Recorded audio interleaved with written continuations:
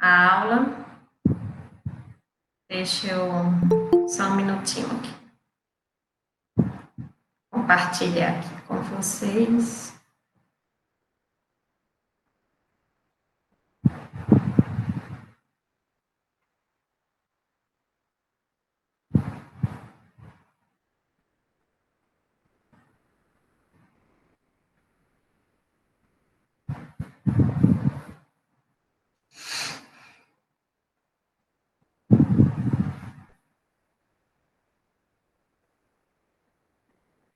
Pronto, estão conseguindo ver a tela? Sim, professora. Tá ótimo. Deixa eu só ver aqui se tá passando. Tá.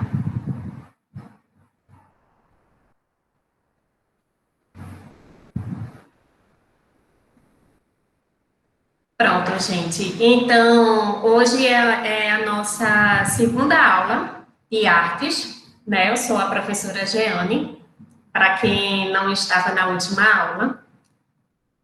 E vamos dar início.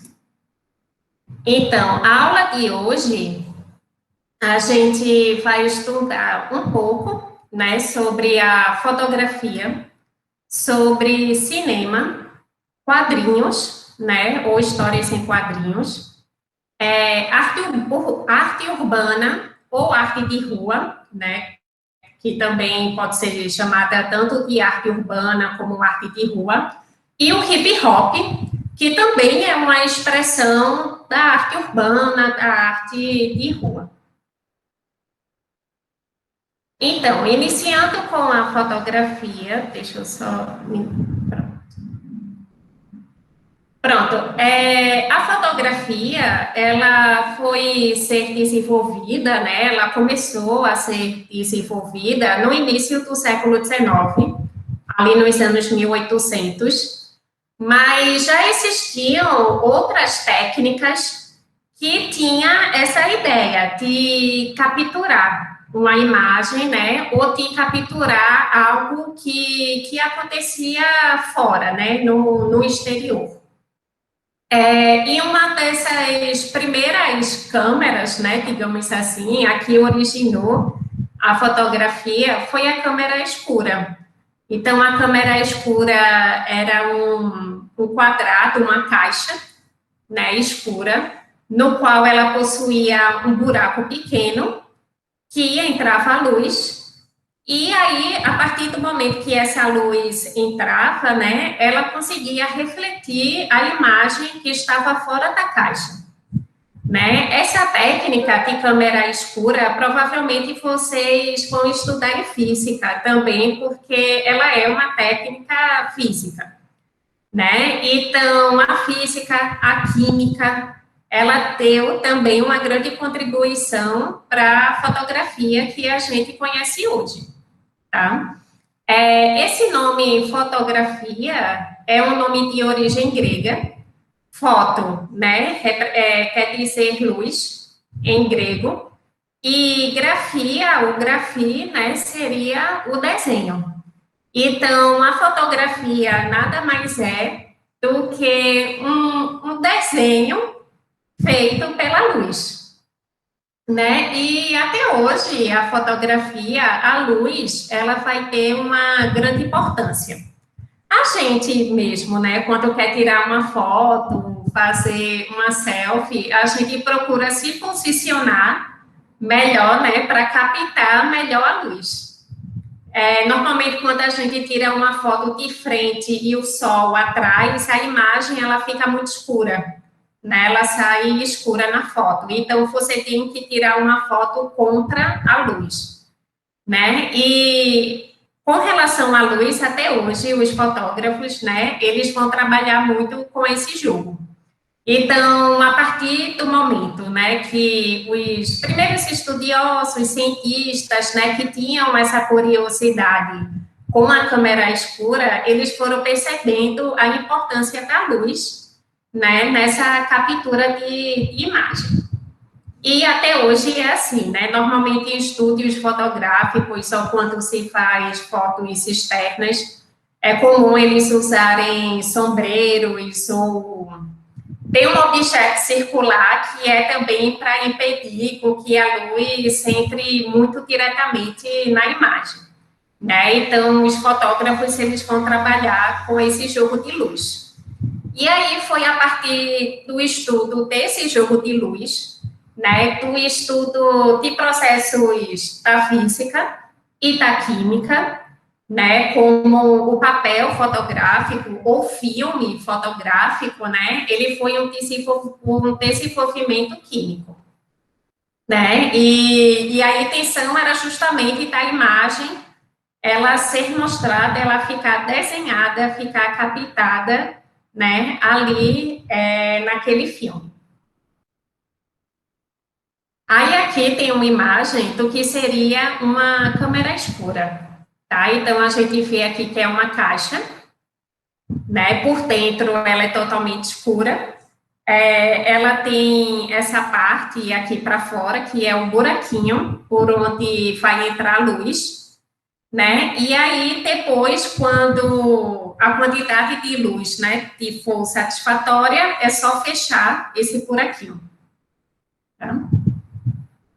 As câmeras fotográficas antigas, né, aquelas quadradas, não sei se vocês chegaram a ter. Aí a gente olhava assim, né, pelo quadradinho, por uma janelinha, fotografava e depois fechava o buraco, né, que captava a luz, a lâmpada, né. Então, era mais ou menos essa antiga câmera, né, escura, era parecida com essas antigas câmeras fotográficas.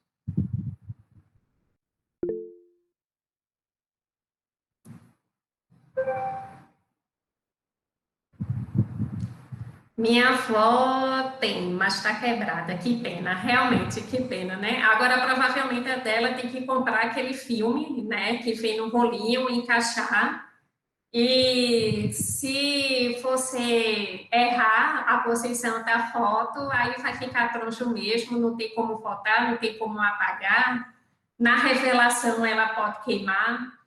Né? Então, tem gente que tem saudades aí dessas câmeras, né? Gostava de brincar com essas câmeras, mas a câmera digital, o celular, é bem mais prático, realmente. Né? Essas imagens que vocês estão vendo, a imagem de cima era um tipo de câmera fotográfica que foi desenvolvida, né? Nos anos 1800. Então, vejam como ela era enorme, né? Provavelmente era para captar uma paisagem maior, como uma fotografia embaixo, né? E a fotografia do lado, ela é considerada a primeira fotografia do mundo, né? Ela foi realizada em 1816. E ela não captava as cores, né? Então, as primeiras câmeras era só foto em preto e branco, tá?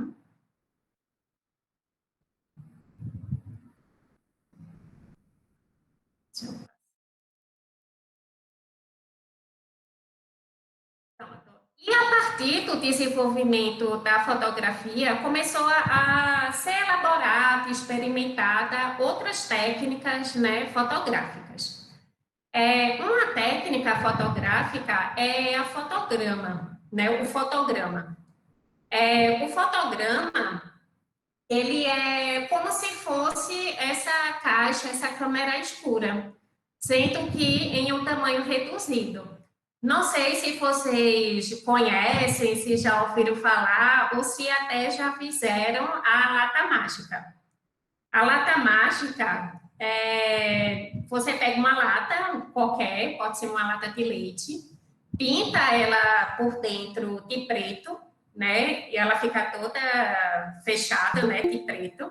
E aí dentro você coloca um filme, né? Você faz um buraquinho na lata, tampa com uma fita isolante. E aí você sai, procura um dia de bastante sol, posiciona a lata, abre, né, tira a fita e espera ali uns minutinhos para que a luz penetre, né, e atinja o filme, e depois fecha. E aí, numa sala escura, né, de revelação fotográfica, você tira esse filme e revela a foto. E aí a foto faz sair em preto e branco, né? Então, é uma técnica que alguns fotógrafos que gostam dessa coisa de experimentação e mais artístico, eles ainda utilizam. E o interessante é que ela é bem fácil, bem simples, né, de fazer, qualquer um pode fazer essa lata mágica. Tem alguns que utilizam também caixa de palito de fósforo, né, para tirar a foto. E pior que tá certo, né? Quando eu fui falar nisso, eu nem acreditei, assim, mas eu vi o resultado e realmente tá certo. Então, além do fotograma, né, que também é um estilo de uma foto artística, a gente vai ter a foto artística, né, em si.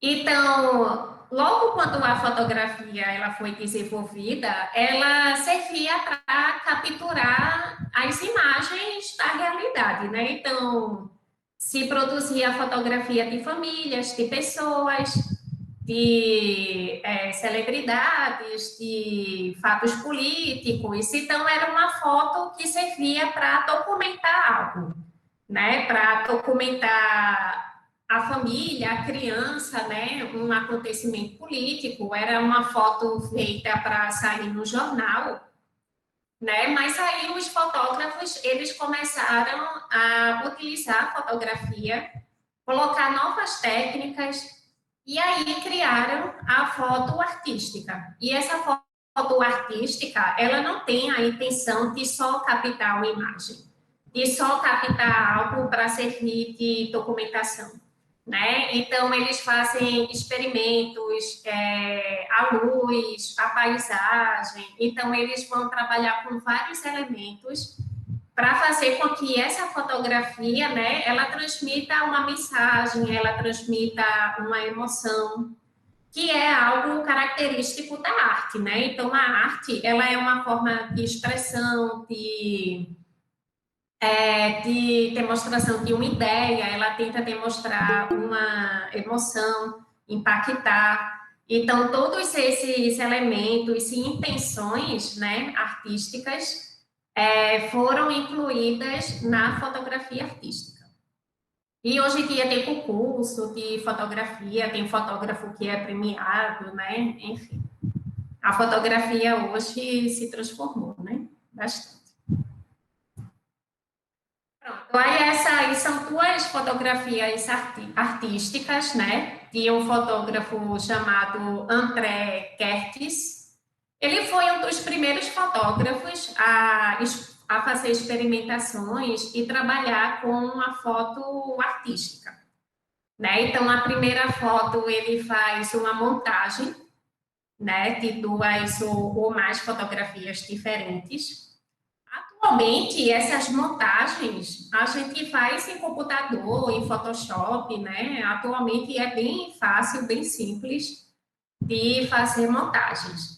Mas essa técnica de montagem, ela já existia desde ali da metade do século XX, né? A partir da década de 1950, os fotógrafos eles já começaram a fazer experimentações e começaram a produzir as primeiras fotos artísticas.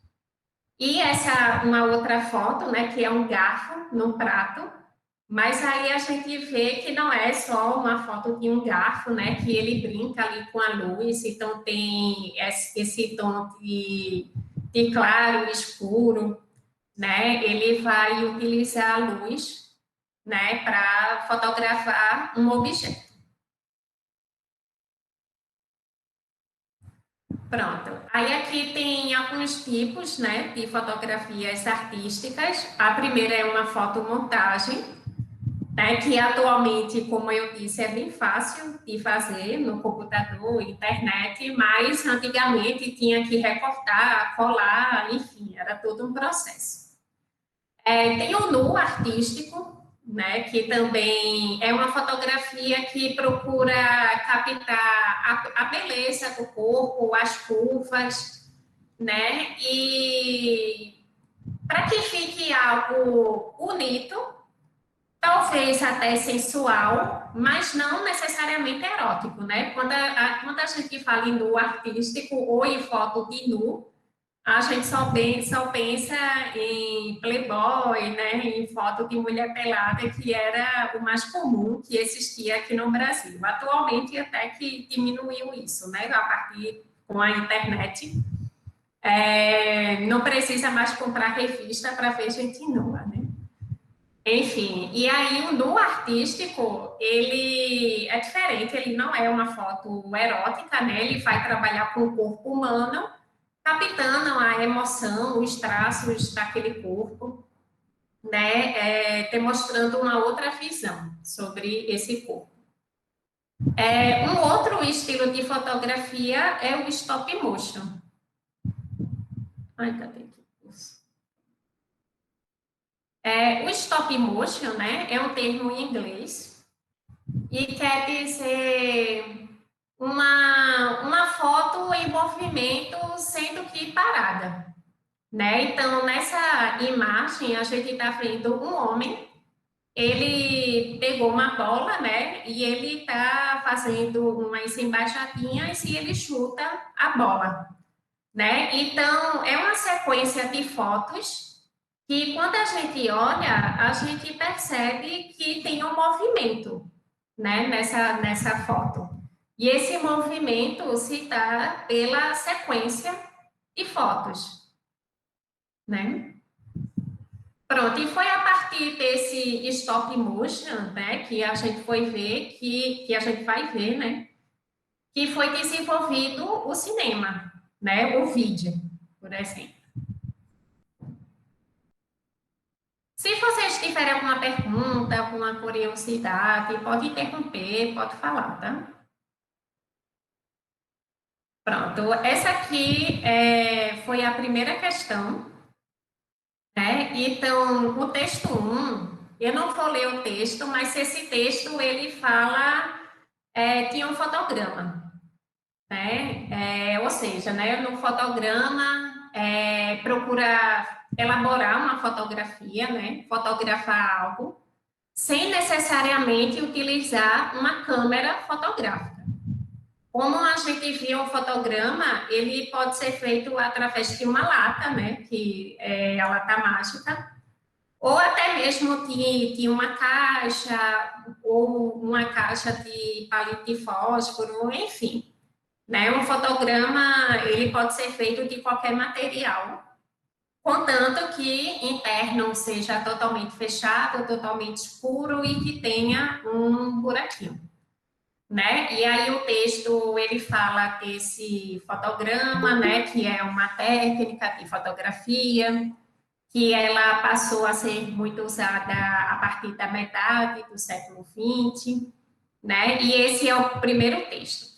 E o texto 2 é uma imagem de um fotograma, tá? Então a gente vê que são duas pessoas, né, que estão se beijando. E a fotografia, ela está dividida, ela está partida, né? Ou seja, ela é uma foto experimental, é uma foto bem artística. Pronto, aí a pergunta. Na fotografia de Man Ray, que é o artista, né, que fez essa fotografia, o distanciamento da representação figurativa, a que se refere o texto 1, manifesta-se na. Nessa questão aqui, alguém leu, conseguiram responder?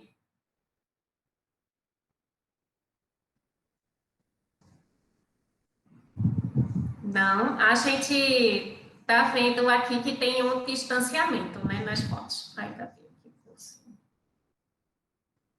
Pronto, né? Aí tem esse distanciamento, né, na foto.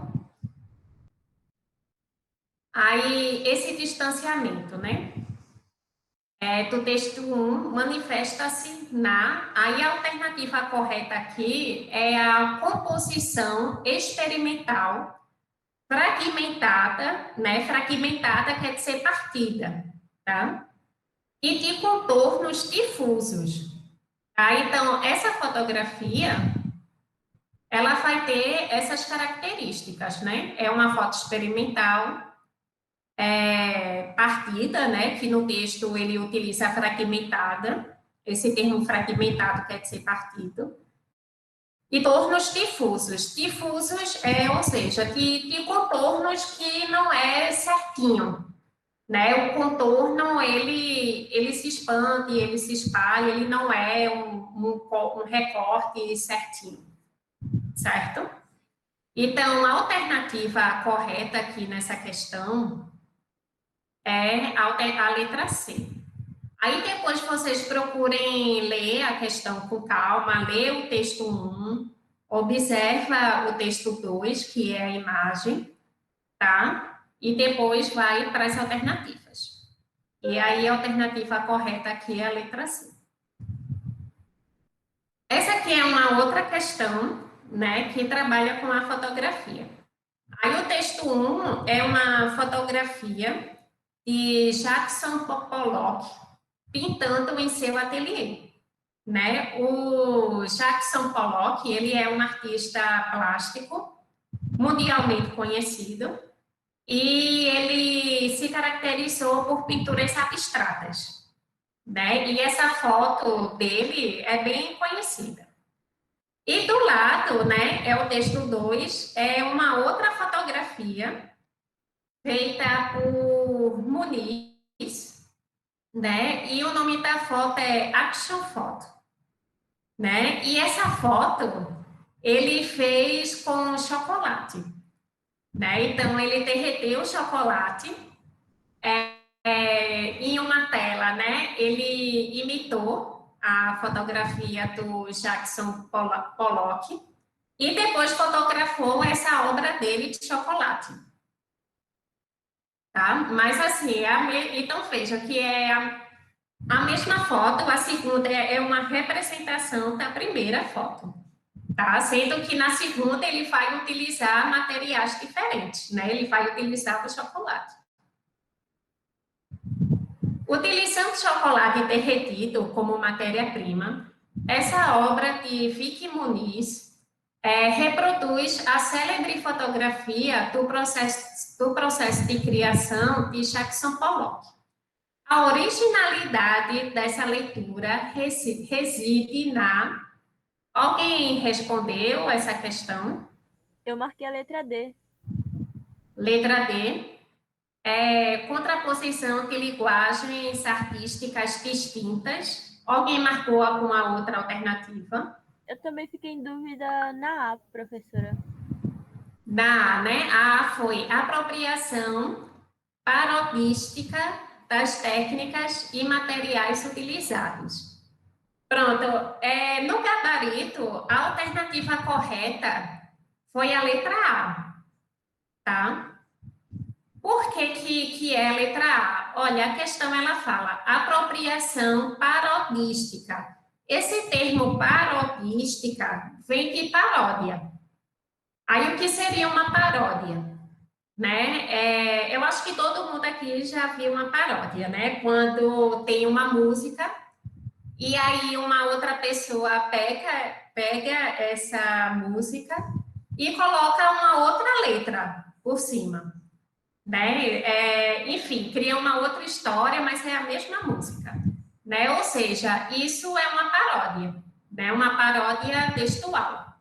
Tem paródias com poemas também, então tem lá um poema, uma pessoa pega aquele poema e muda as palavras, né? Então ele está fazendo uma paródia.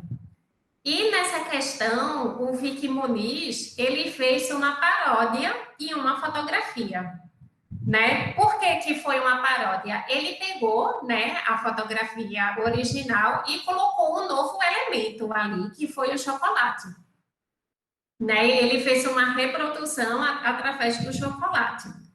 Então, isso é um tipo de paródia também, né? Então, tem uma paródia textual, né? Como essa que eu falei, uma paródia de uma música, a paródia de um poema, e tem essa paródia visual, né? Que no caso aqui foi uma fotografia.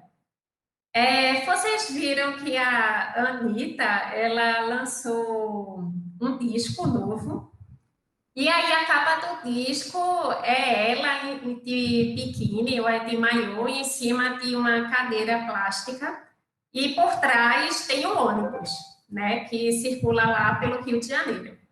E aí, nas redes sociais, na internet, um monte de gente começou a fazer uma montagem e colocar a sua foto, ou a foto de um cachorro, ou foto de várias pessoas em cima da cadeira, né? E com um ônibus de fundo.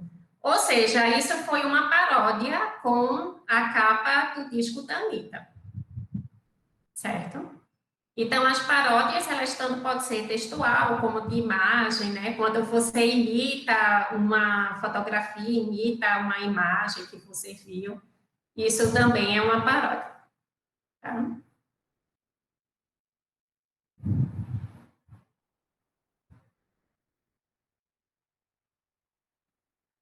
Não é só de música, não. Tem música, poema, fotos, né? Enfim. Você pode parodiar o que você quiser. Aí vai da criatividade de cada um. Pronto, gente. E o cinema?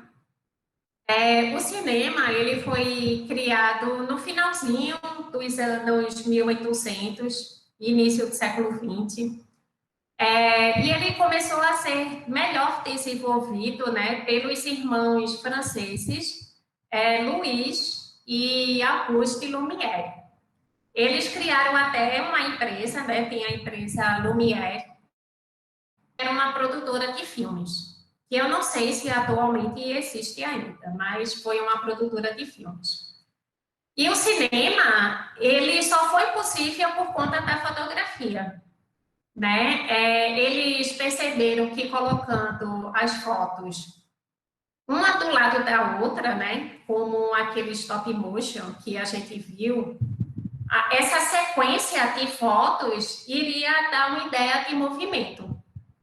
Então, eles perceberam que uma sequência de fotos, quando a gente vê rapidamente, quando ela se movimenta rapidamente, ela ganha um movimento, né? E o cinema, ele também foi inspirado no fanecistoscópio e no praxinoscópio, que eram técnicas chinesas, que depois chegou na Europa, de fazer justamente isso, desenhos, né, que mudava pouca coisa, né, de um desenho para o outro, e a partir do momento que você girava, esses desenhos, né, eles davam a ilusão de que estavam se mexendo. Então, até hoje, se a gente for pegar um caderno, fizer um bonequinho com o braço para cima, numa folha, na outra folha, colocar ele no braço no meio, na outra, o braço embaixo, quando a gente movimenta rápido, vai parecer que ele está movimentando o braço. Tá? Então, foi a partir dessa técnica, dessa ideia, né, de uma sequência de imagens, uma sequência de fotografias, que surgiu o cinema.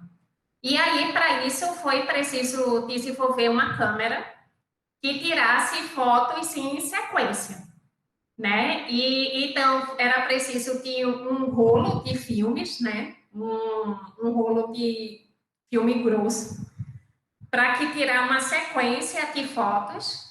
E aí depois, quando esse filme fosse rodado, né? E a imagem transmitida numa tela, essa sequência de fotografias iria ganhar um movimento. Tá? Então, a técnica do cinema, do vídeo, é essa, né? Bem simples, é uma sequência de fotos, né? Que colocadas para girar rápido, ganha um movimento, tá?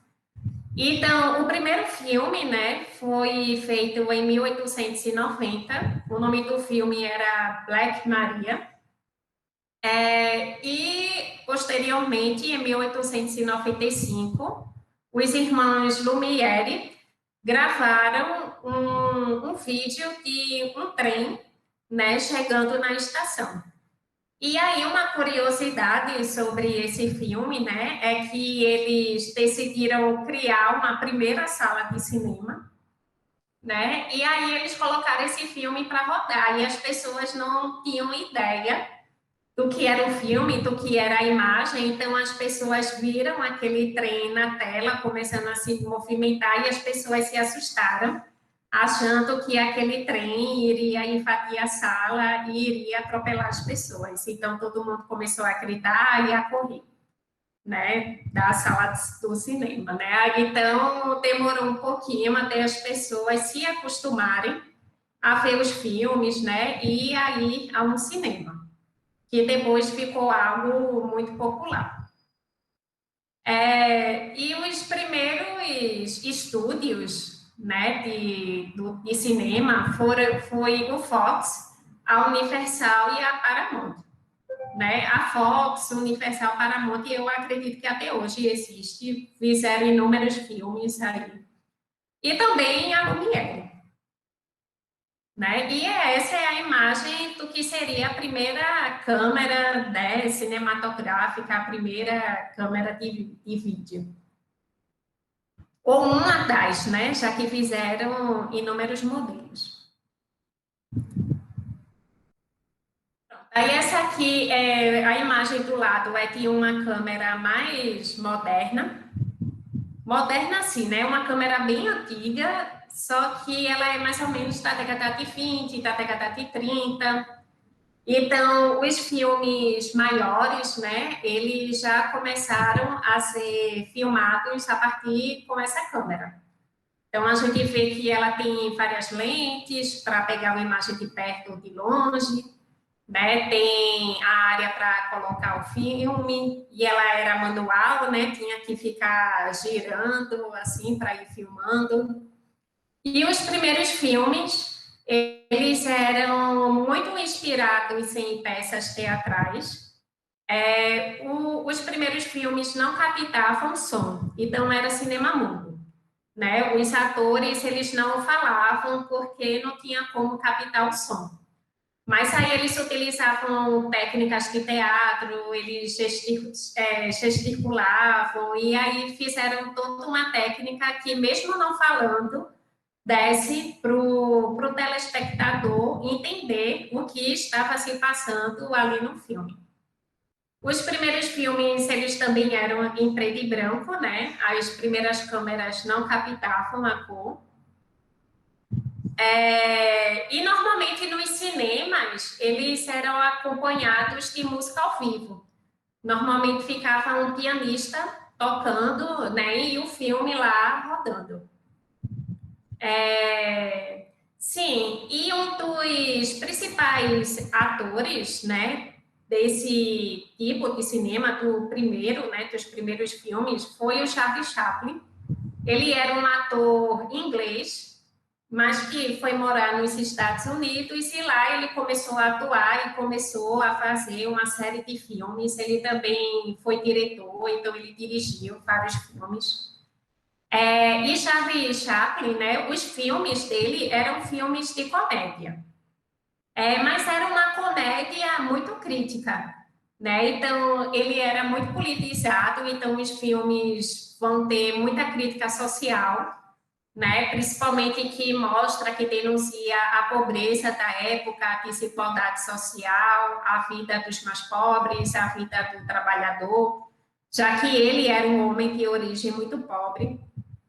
Né? E o filme, né? Então ele vai ter um tom de comédia, mas também vai ter um tom de drama, vai ter um tom de crítica social. Ele também vai ser um filme político. E até hoje os filmes de Charlie Chaplin são considerados clássicos, né? E assim, se é um clássico, é importante que todo mundo veja. Um dos filmes dele, que está no YouTube e numa qualidade muito boa, é o Tempos Modernos. Tá? Tempos Modernos, ele foi rodado em 1936. Tá? Mas ele é um filme bem crítico que mostra a realidade do trabalhador de uma fábrica, que posteriormente fica desempregado. Ele mostra a pobreza da cidade, E, ao mesmo tempo, é um filme muito engraçado, né? Já que é uma comédia, também tem um pouco de drama. É um filme, assim, que eu recomendo, né? Para vocês assistirem. Um outro clássico dele é O Garoto, que conta a história de um menino órfão, né? No qual ele adota esse menino, essa criança. E um terceiro filme é O Grande Ditador, que é de 1940, no qual ele já faz uma sátira, ele já faz uma piada com Hitler. Né? Então, para vocês terem uma ideia de como que ele era politizado, né? E em 1940 não era todo mundo que criticava Hitler, mas ele já tinha essa visão, né, do regime totalitário, né, do autoritarismo, ele já fazia essa crítica. Então, assim, se vocês puderem assistir os filmes do Charlie Chaplin, tem no YouTube, como eu falei, assistam, porque eles também já caíram em Enem. Normalmente os filmes dele podem vir relacionado com interpretação de texto, com arte e até mesmo com história, né? Já que os filmes dele retratam muito bem o período histórico ali que ele viveu. Então, o período da industrialização em massa, o período da Segunda Guerra, né? Enfim, é bem interessante. Deixa eu ver aqui. Quando as pessoas assistiram o filme, pensaram que o trem ia sair pela tela. Isso, foi isso. Imaginem essas pessoas assistindo o 3D. Eu confesso que quando eu vi o 3D pela primeira vez, eu levei até um susto, né? Mas, assim, a gente já tem essa ideia de que, não, ali é um vídeo, né? Tá ali na tela. O negócio não tá, por mais que pareça que tá assim, na cara, mas não é real, né? Não é a realidade. Mas é bem interessante. Ah, professora, prefiro o Charlie Chaplin, do Brasil, Mazzaropi. Os filmes de Mazzaropi também tem muito no YouTube. Né? Acredito que tem alguns no YouTube. E ele também era um comediante, também tem a crítica social. Foi uma dica boa essa. E assistir pelo menos um filme do Mazzaropi. Ele ainda não caiu no Enem, né? Aqui caiu dessa vez. Mas assistam aí os filmes do Charlie Chaplin, é ótimo. Vão gostar. Pronto, e aqui eu vou comentar um pouco sobre os filmes de ficção científica, né? Porque desde o início do cinema, praticamente, que os diretores de cinema trabalham com esse tema de ficção científica. E aí, o que seria uma ficção científica, né? Você pegar algo que não faz parte da realidade e fazer um filme sobre isso, né? Então, nos filmes de ficção científica, ele coloca filmes de alienígena, que é algo que a gente não sabe se existe ou não. Coloca filme de morto-vivo, de zumbi, né? De máquinas que vão destruir o mundo. Então, eles vão sempre trabalhar com esse tema, né? Que são temas, assim, futuristas, enfim. Mas esses filmes de ficção científica, eles são muito interessantes e eu recomendo que vocês assistam, porque eles trabalham com temas que envolvem a ética e que envolvem muito o assunto atual, né? Então, a gente vê uma tecnologia se desenvolvendo muito rápido, e aí até que ponto essa tecnologia realmente ela é boa ou não, até que ponto ela pode nos trazer benefícios ou não. Então, esses filmes sempre trazem essas discussões, que eu acho que é muito interessante, muito atual, e é interessante que vocês assistam filmes, pelo menos um filme por semana.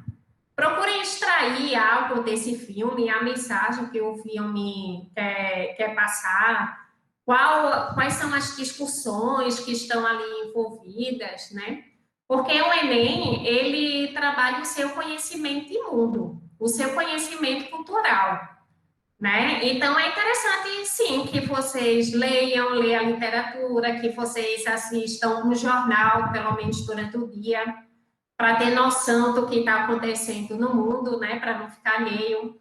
Assistir um filme, ler um gibi, uma história em quadrinho, também é legal, ler bastante coisa diferente, né? Enfim, normalmente as pessoas que tiram 10 em redação, eles falam sobre isso, que lê muito, que lê texto de literatura, revista, jornal, enfim. Então, numa hora ali de uma redação, você sempre vai ter alguma ideia, algo que você viu, que você pode associar, tá? Ouvir música brasileira, MPB também, né? É interessante.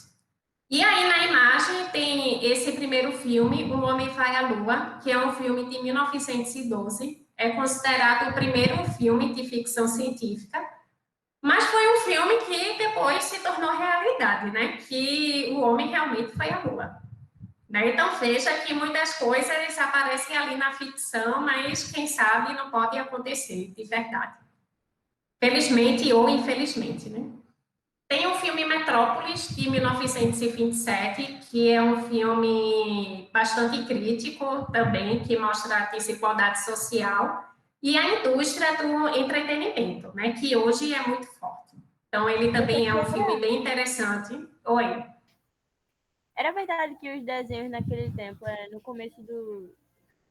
Que quando inventaram a televisão, os desenhos era para o público adulto, porque é, Hum.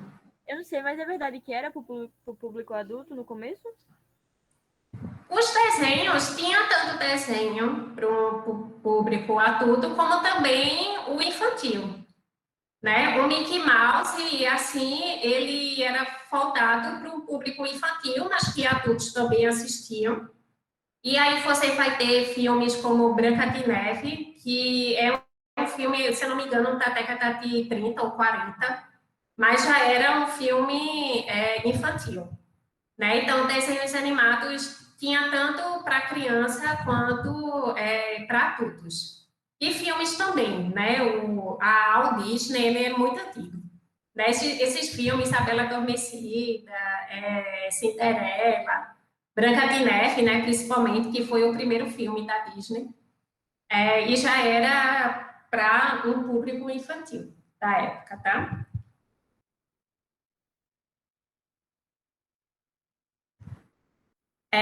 Sim, aí outros filmes, né, mais modernos, tem O Exterminador do Futuro, que eu acho que muita gente já assistiu, quem não assistiu seria legal assistir, porque mostra que as máquinas iriam dominar o futuro e iriam exterminar os seres humanos, né? E o Ex Machine, que é um filme mais recente, tem ele na Netflix, né? Quem tiver a Netflix, assistam esse filme, porque ele vai comentar sobre a inteligência artificial. Né? Então, ele vai fazer essa crítica, até que ponto essa inteligência artificial ela vai ser boa para os seres humanos ou não, né? E se um robô desenvolver uma inteligência parecida com um humano e passe a se confundir com um humano, né? Enfim, então essas questões da atualidade é bem interessante e eu acho legal vocês estarem atinados, porque pode ser até um tema de uma redação, né? Com esse tema sobre a tecnologia, até quanto é importante ou não. O cinema no começo era bom, porque qualquer pessoa e todo tipo de público poderia assistir e entender sem precisar de som. Isso, e era um cinema muito criativo também, né? E atualmente os filmes eles são muito parecidos uns com os outros. Técnicas de cinema, né? A gente vai ter. São técnicas de posicionamento de câmera. Tá? Então, vai ter o primeiro plano, que é uma imagem próxima de um rosto, como a primeira figura. Plano médio, como a metade de um corpo, né? A imagem foca a metade de um corpo, como na segunda imagem. Aí tem o plano geral, que é a imagem de uma paisagem, de uma rua. A gente vai ter a montagem no cinema também, que atualmente é tudo feita pelo computador, né? Mas antigamente era realmente uma montagem, tinha que fazer maquete, boneco, jogo de câmera, jogo de luz, então era todo um trabalho que se tinha. Tem a filmagem de contraste, né, de luz, como a imagem abaixo, que brinca com o claro e o escuro, e as diagonais, né, que são cenas filmadas em diagonal, né, para dar uma amplitude na imagem, enfim. Então, essas são algumas técnicas, tá, do cinema. Sim, e as histórias em quadrinhos, né? Histórias em quadrinhos também entrou nesse ramo artístico. A partir da década de 50, né, foi considerado uma expressão artística. E a origem das histórias em quadrinhos, elas vão iniciar a partir de 1930. Os jornais americanos, eles traziam quadrinhos pequenos, que eram as tirinhas, né, que a gente conhece hoje como tirinha. E aí esses quadrinhos, né, que vinha em jornal, começou a fazer sucesso e os criadores dessas tirinhas começaram a fazer uma revista em quadrinho, né, contando histórias em quadrinhos.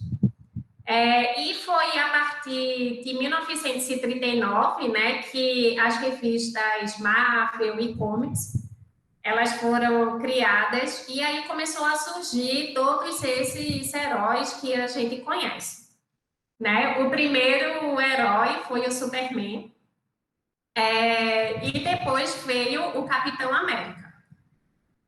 Tanto o Superman como o Capitão América, o Homem-Aranha, boa parte desses heróis surgiram durante a Segunda Guerra Mundial, né? Então, eles sempre vão trazer as cores azul, vermelho e branco, que são as cores da bandeira dos Estados Unidos. Esses super-heróis, eles vão representar um ideal americano, né, da época. O Capitão América mesmo, ele é um personagem, né, que vai surgir durante a Segunda Guerra Mundial, e uma das capas dele é o Capitão América socando o Hitler. Essa capa já caiu no Enem também, né, relacionada com uma história. Tá? Então, veja como a arte, ela também serve para outras áreas, né? Para as áreas de humanas no geral, para a história, para a geografia, sociologia, filosofia. Então, é interessante estudar a arte por conta dessa amplitude. Né? Então, esses super-heróis americanos, eles sempre vão ser considerados, né, como heróis de guerra, eles sempre vão enfrentar o mal, que são os inimigos dos Estados Unidos, né? E até hoje eles fazem sucesso. Mas é interessante olhar esses super-heróis, né? Ver como que eles foram criados, por quê, para entender um pouco a história deles, né? Que eles não são apenas personagens para distrair, mas eles tinham um cunho político, um interesse político por trás. Tá? Sim, muitos criadores desses super-heróis, eles eram judeus, né? Então, lógico que nos quadrinhos, os heróis, né, como Capitão América, eles vão lutar contra os nazistas. A Mulher Maravilha, né, também luta na Primeira, na Segunda Guerra, né? Enfim. E aqui no Brasil, os quadrinhos tiveram início a partir da década de 60, influenciados, né, pelos quadrinhos americanos. Um dos primeiros quadrinhos vão ser o Turma da Mônica, que teve início em tira, e também a revista em quadrinho, né? As primeiras revistas foram O Menino Maluquinho e Pererê, né? Que foi criado por Ziraldo, que é um ilustrador. Posteriormente, o Menino Maluquinho chegou a virar série de TV e filme também. E a Turma da Mônica, a gente está vendo esse desenho aí, né? Ele foi bem modificado atualmente, né? Bem diferente o desenho do Turma da Mônica. E ele foi mais voltado para o público infantil, né? Tanto o Turma da Mônica, Pererê, o Menino Maluquinho, eram histórias e quadrinhos voltados mais para criança.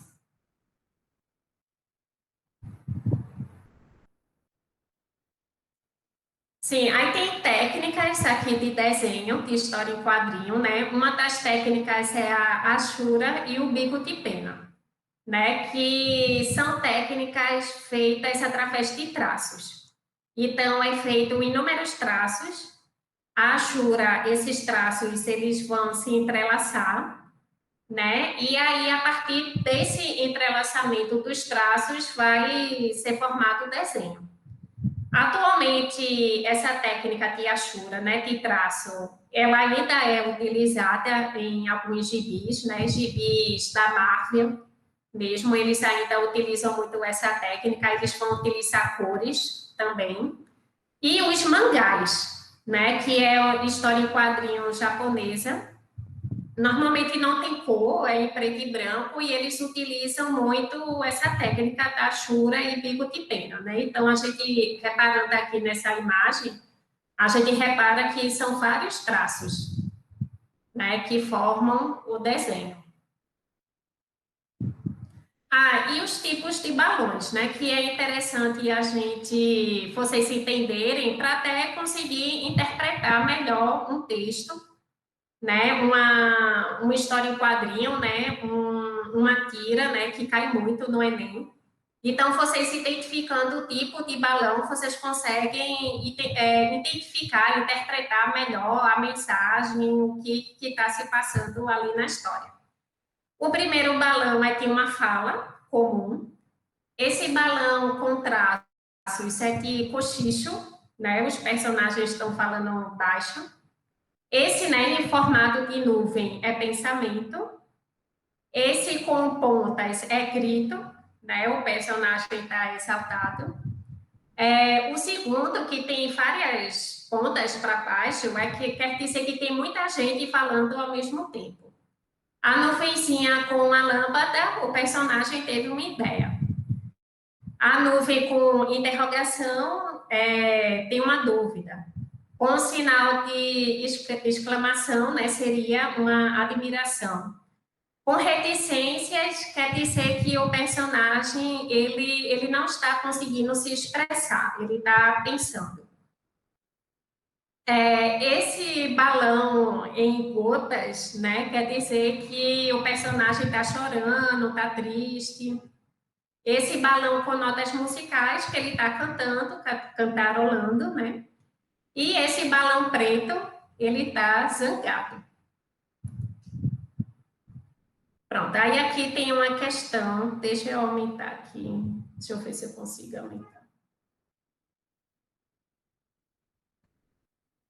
Aí saiu aqui, deixa eu passar. Pronto, essa aqui foi uma questão do Enem. Então, a gente tem um quadrinho, né, que é o texto 1, é uma história em quadrinho, e repare que essa história não tem texto, né, não tem texto, não tem balão. Mas aí a gente observa que tem uma pessoa aqui sentada com chapéu, e uma outra pessoa aqui em sombra, né, se aproximando dela, né? E aí a pessoa, ela tem um olho, né? Ela abre o olho, ou seja, ela percebe que alguém chegou. E aí ela tem uma surpresa, né? Tem esses traços assim que mostra a surpresa, que é um buquê de flores. E aí ela ri tímida e quem está segurando as flores é um menino, né? É um rapaz. Então, veja que mesmo sem texto, sem balão, a gente conseguiu entender, né, a imagem. E o texto 2, ele está contando um pouco sobre a história da moça que fez esse quadrinho, que é uma moça surda, né? E aí ela passou a fazer quadrinhos e a se expressar através dos quadrinhos, e todo mundo entende o quadrinho dela, né? Mesmo não sendo surdo.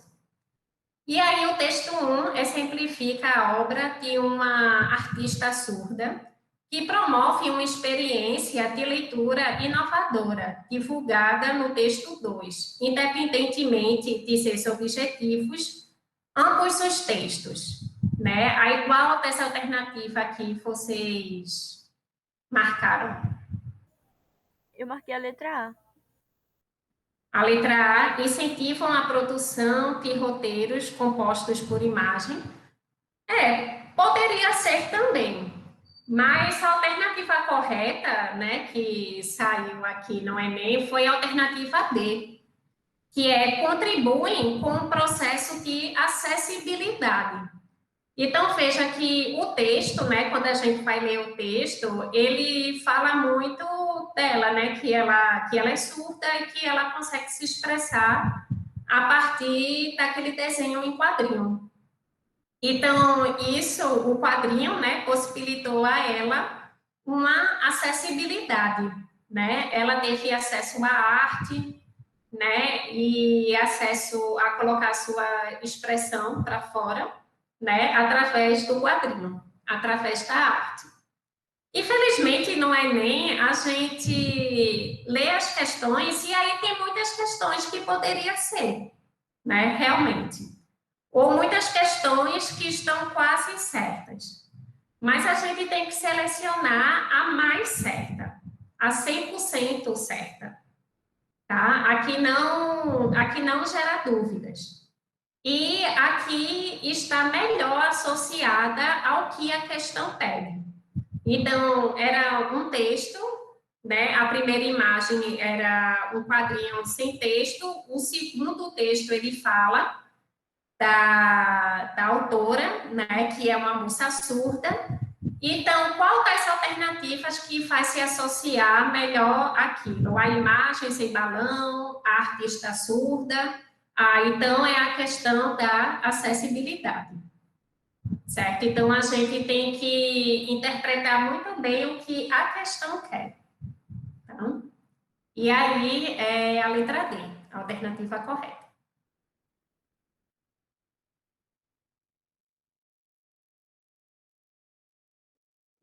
Aqui.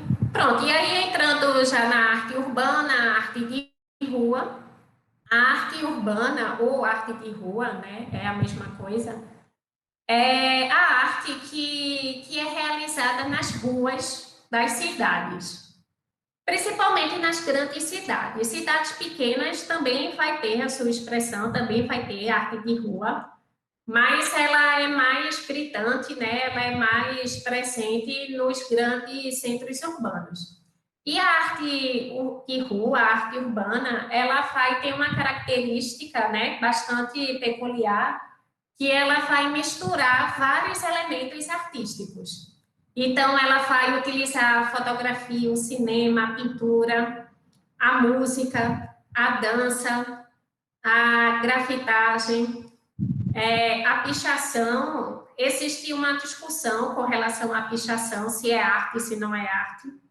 Uns dizem que é arte porque é uma forma de expressão, outros dizem que não, que é uma forma de vandalismo, porque é algo realizado sem autorização, né? Então, existe uma discussão com relação à pichação, mas existe uma unanimidade com relação ao grafite, né? O grafite hoje é considerado uma manifestação artística. Normalmente os grafiteiros, eles que são convidados para pintar, né, um muro, né? Enfim, então eles seguem uma outra lógica. Então a arte urbana, né, acontece na rua, ela é performática, independente, o artista fica muito livre, né, para criar, reflete o uso dos espaços públicos. Essa é uma característica muito forte da arte de rua, ela vai se apropriar dos espaços públicos, né? Então, muitas vezes, o que era algo abandonado, o artista ele pode mexer com aquilo e transformar aquilo, tá? Então, eles agem de uma forma muito livre. Possui caráter dinâmico, né? E interagem com o local do espectador. Tá? Acho que a pichação é uma arte agressiva. Pode ser também, né? Como eu disse, não tem um consenso se pichação é arte, se não é arte. Então, se você considera uma arte, pode ser aí uma arte agressiva, uma arte para marcar território, né? Talvez. E aí existem alguns tipos, né, de arte de rua. Um deles é a grafitagem, que vai utilizar várias técnicas, né? E o artista, o grafiteiro, ele é muito livre para criar. O grafite ele vai ter influência do movimento hip hop, da música, da dança, do rap, né? Então ele teve esse início com o hip hop, mas a gente já pode dizer que o grafite ele já se desvinculou do hip hop. Ele cresceu tanto que ele acabou se tornando uma arte própria. E aí nas imagens, né, a gente vê aqui do lado um prédio totalmente de concreto, totalmente cinza, no qual o artista, né, o grafiteiro, são dois irmãos, tá, que fizeram essa arte. Eles são conhecidos mundialmente e são brasileiros. Então, eles pintaram, fizeram um grafite gigante em um prédio inteiro. E aqui embaixo é um grafite em Olinda. Eles se apropriaram de um prédio, né, histórico, e grafitaram um caboclo, né, um caboclo de lança, que é um personagem da cultura popular, né, pernambucana. Enfim, não sei se aqui na Paraíba tem caboclo também. Né? Então, veja que a arte de rua se apropria dos espaços públicos, né, dos espaços urbanos. Aí aqui também tem outras técnicas de grafite, eles aproveitaram muros que tinham árvores, né, e fizeram com que essa planta, com que essa árvore fizesse parte da obra, né? Então eles conseguiram juntar ali o muro, a árvore e a planta passou a compor a arte, né? Que também é uma outra forma de se apropriar dos espaços urbanos. Na foto embaixo, a gente tem dois prédios, e aí o artista, né, ele desenhou duas crianças, e ele se aproveitou de um fio, né, que cruzava um poste, como se fosse a extensão do fio que as crianças estão falando, né, estão brincando, de telefone sem fio. E aí tem aquele clássico grafite de asinhas para a pessoa chegar e se fingir de santo, né? Aí aqui tem uma arte, é um grafite 3D. Ele não é muito comum ainda aqui no Brasil, mas na Europa ele é muito utilizado. Então, essa rua aí, que parece que se abriu, é uma pintura no chão, né, no asfalto. E aí, dependendo da sua posição, ele dá esse efeito de que parece que o chão se abriu, né? É bem interessante. Do lado tem o lambi-lambi, que é a colagem de cartazes nas ruas, né? Enfim. E aí essa colagem, ela também é uma expressão artística. E tem a estátua viva, né? Que tem em vários centros urbanos, isso é muito comum. Né? A pessoa ela fica lá parada enquanto alguém joga uma moedinha, dá uma contribuição, ela agradece. Uma outra expressão da arte de rua, da arte urbana, é o hip hop. O hip hop ele faz surgir nos Estados Unidos, né? Vai envolver a população da periferia americana, né? Que eles chamam de guetos. Então, quem era o povo desses guetos? Era o negro americano, eram os latinos, os imigrantes.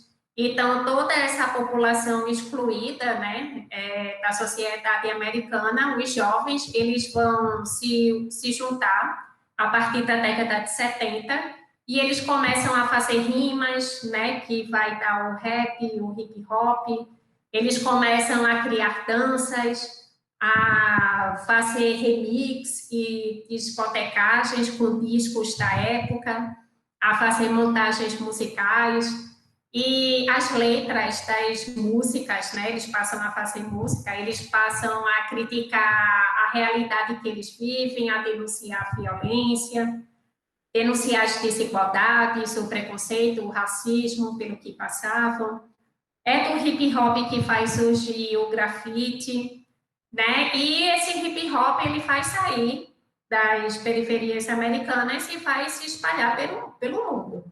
Então, na França tem um movimento hip hop, na Rússia tem, na Inglaterra, na América Latina, no Brasil tem um movimento hip hop, né? E aí essas imagens mostram um pouco isso, né? A dança, que é o break, o grafite, a discotecagem, né, que é o remix. E aqui embaixo eu coloquei a foto dos Racionais MCs, que é considerada uma das melhores bandas de rap, de hip hop do Brasil.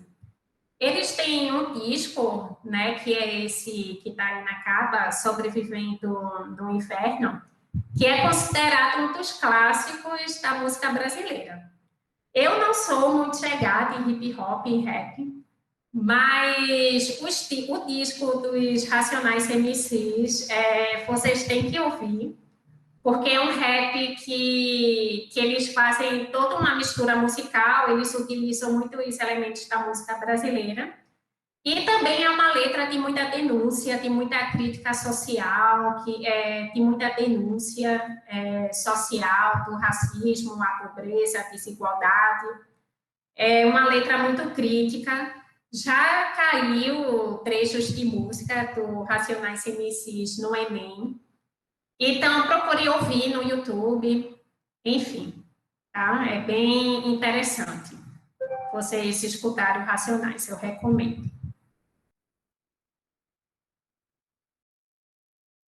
Oi, cadê? Só um minutinho. Pronto, e aí as duas últimas questões, né? A primeira questão é do Enem, tem essa imagem, uma imagem de uma rua, a gente vê que tem um grafite. E aí a questão é, fala-se aqui de uma arte criada nas ruas e para as ruas, marcadas antes de tudo pela vida cotidiana, seus conflitos e suas possibilidades, que poderiam envolver técnicas, agentes e temas que não fossem encontrados nas instituições mais tradicionais e formas.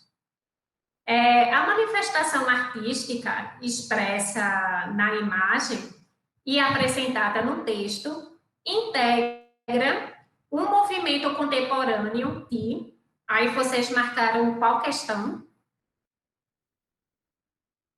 Letra A. Alguém marcou alguma outra questão?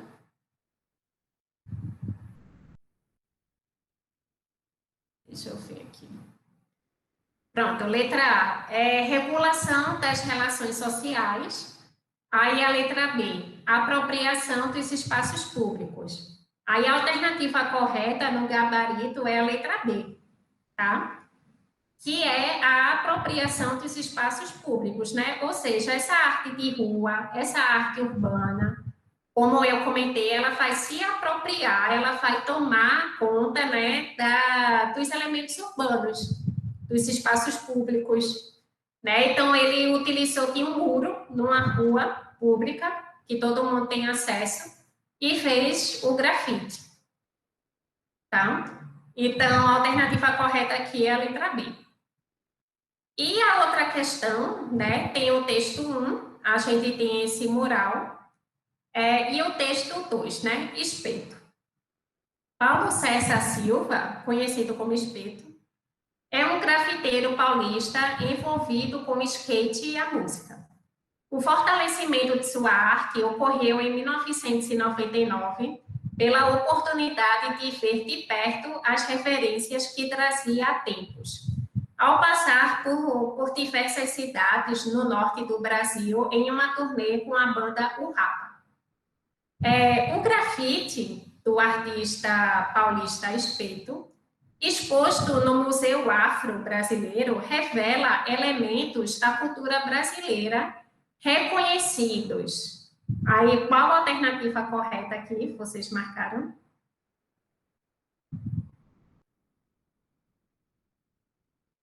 A letra D? Cadê? A letra D, nos traços marcados pela xilografura nordestina.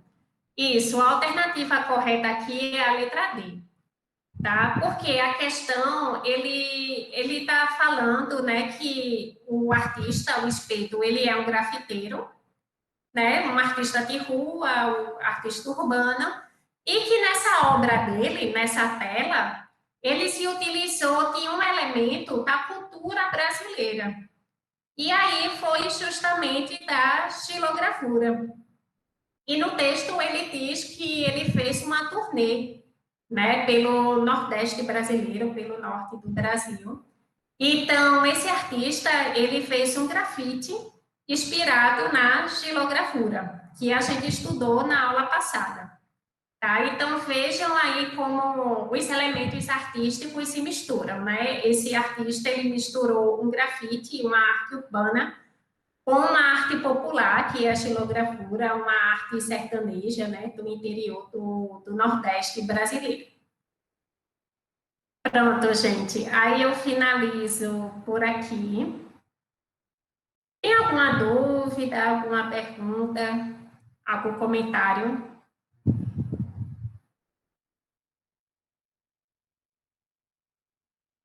Não? Pronto, pessoal. Então, tchau para vocês. Caso vocês queiram me seguir no Instagram para fazer alguma pergunta, é Jeane, com G, Jeane Cavalcante. Tá? Bem fácil. Deixa eu anotar aqui.